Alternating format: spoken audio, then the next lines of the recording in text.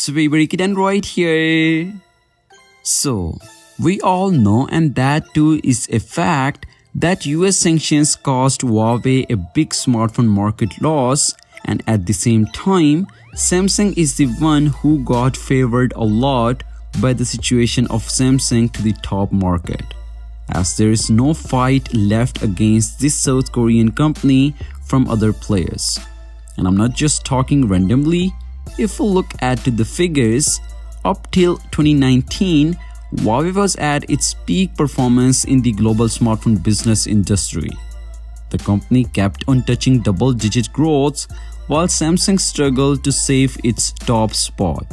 So, according to IDC, Huawei's market share in the Q1 of 2019 was 19%, with a 50.3% year-on-year increase in shipments. Like it had only an 11.8% market share in the Q1 of 2018. On the other hand, Samsung had a 23.1% share with an 8.1% decline in the same quarter at 23.5% in 2018. And in May 2019, Huawei was restricted by the US Commerce Department. Afterward, the Chinese tech maker was prohibited from accessing many US-oriented components and software services. Well, these include mobile chipsets as well as networking technologies. And that's not it. Google also stopped certifying new Huawei smartphones. And this was one of the biggest moves against Huawei from the United States government to settle the score over the intensified trade war with China. And here, Huawei was removed completely from the United States of American market. And then, this situation began to affect Huawei severely its roots and completely disturbed its supply chain, as it can't import the required materials to build the new smartphones and compete with the likes of Samsung and Apple.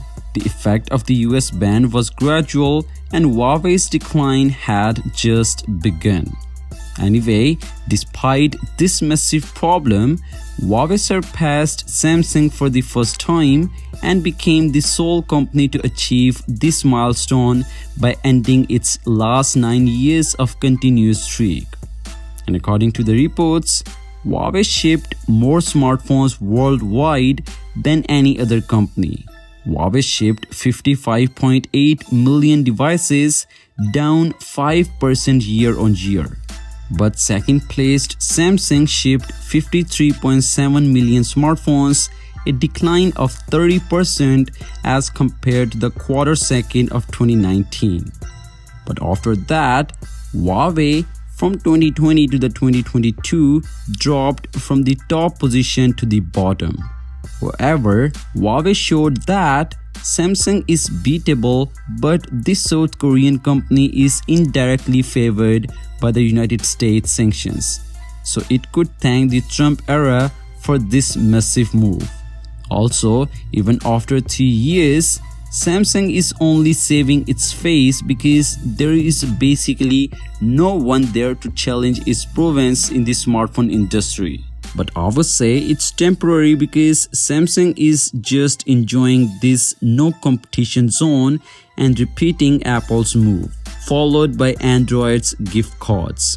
This firm is not doing anything new whatsoever and will be challenged once again sooner or later by Huawei. So yeah, what do you think about it?